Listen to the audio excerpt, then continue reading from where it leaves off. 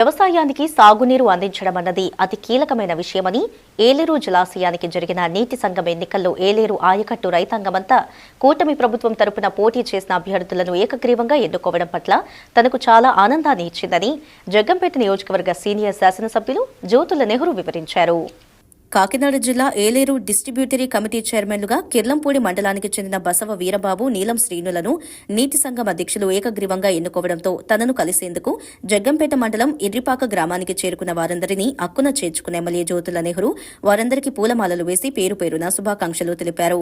ఈ సందర్భంగా జ్యోతుల నెహ్రూ మాట్లాడుతూ ముఖ్యమంత్రి నారా చంద్రబాబు నాయుడు నాయకత్వంలో రాష్ట్రం అభివృద్ది పదంలో దూసుకుపోతుందని ఆయన అన్నారు. రాష్ట్ర రైతాంగాన్ని ఆదుకోవడానికి కూటమి ప్రభుత్వం ఎన్నో సంస్కరణలను తీసుకురావడం జరిగిందని ఆయన గుర్తు చేశారు. ఆ విషయాన్ని రాష్ట్ర రైతాంగం అంతా గుర్తించింది కాబట్టి ప్రస్తుతం జరుగుతున్న నీటి సంఘం ఎన్నికల్లో కూటమి పార్టీ బరిలోకి దిగిన అభ్యర్థులను ఎక్కడికక్కడ ఏకగ్రీవంగా ఎన్నుకోవడం జరుగుతుందని జ్యోతుల అన్నారు.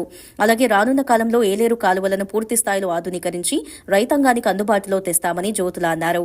ఈ కార్యక్రమంలో కిర్లంపూడి నీటి సంఘం అధ్యక్షులు తూము శ్రీరామూర్తి, ముక్కోలు సర్పంచ్ జ్యోతుల రాంబాబు, నియోజకవర్గ బ్రాహ్మణ సంఘం అధ్యక్షులు భూపాలపట్నం ప్రసాద్, భూపాలపట్నం సర్పంచ్ వీరంరెడ్డి కాశీబాబు, గోనాడ సర్పంచ్ అల్లు విజయకుమార్, చదరం చెంటిబాబు తదితర తెలుగు తమ్ముళ్లు, కార్యకర్తలు, నాయకులు పాల్గొన్నారు. సాగునీటి వ్యవస్థ అన్నది రైతులకి అతి కీలకమైనటువంటి వ్యవస్థ. దాన్ని సమర్థవంతంగా నడిపించగలిగేటటువంటి ప్రాతినిధ్యం ఈరోజు మా నియోజకవర్గంలో కానీ కాకినాడ జిల్లాలో వచ్చినటువంటి సాగునీటి ప్రజాప్రతినిధులందరూ కూడా నీటితోటి అవగాహన ఉండి ఆయా ప్రాంతాలకు అనుగుణంగా ఏ రకంగా నీటిని సమన్వయం చేసుకుని పంపిణీ చేయాలి అన్న దాని మీద పూర్తి అవగాహన ఉన్నటువంటి వాళ్లే ఎన్నిక అవడం జరిగింది. వీళ్లతోటి రాబోయే 5 సంవత్సరాలు కూడా చాలా సమృద్ధిగా రైతాంగానికి సమర్థవంతంగా నీరిచ్చేటటువంటి అవకాశం ఉంటుందని మాత్రం నాకు పూర్తి పరిపూర్ణమైనటువంటి నమ్మకం ఉంది.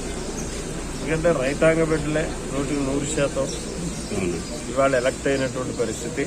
అది యునానిమస్ గా ఎలక్ట్ అవడం.